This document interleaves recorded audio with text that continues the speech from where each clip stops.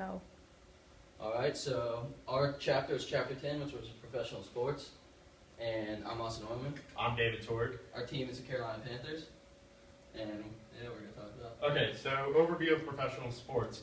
Professional sports basically are events where athletes are competing with pay individually or on a team.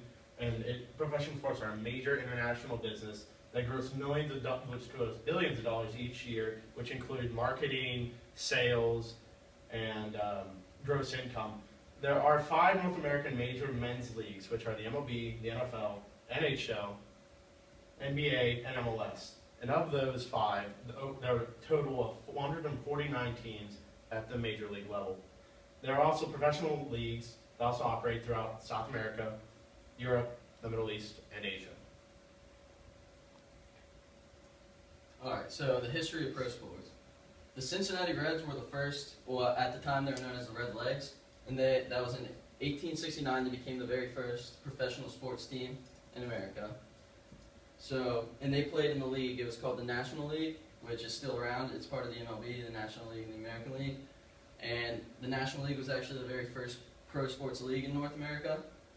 And it started in 1876, and it had 10 teams, and they were all baseball teams, obviously. It's a MLB league now. And originally they set many rules on like franchise movement, the territorial rights, so where you can move, like where you can go and where your stadium can be and stuff like that. And then they also set penalties for breaking rules like that, and it got more complex as time went on. Okay, the format of these leagues. Many leagues follow the model of owners acting as the board of directors, while the commissioner is the CEO that commands the whole thing. This is structured to allow teams to run as a business while also still competing on the field. And it's a little bit more democratic too, where you don't have one owner who decides every single thing, that every person within the organization has their own say and can display that for the owners. Emerging leagues create centralized control by becoming single entities and avoiding liabilities. Example would be the MLS and the WNBA.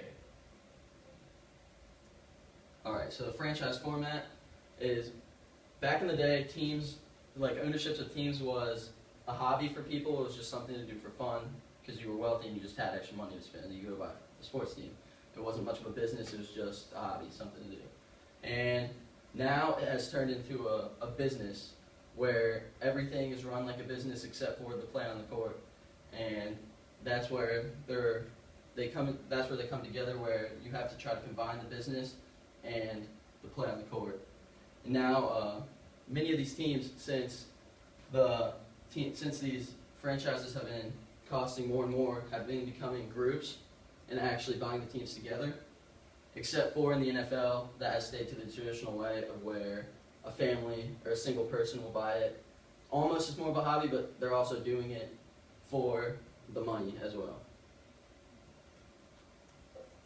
Okay, ownership format.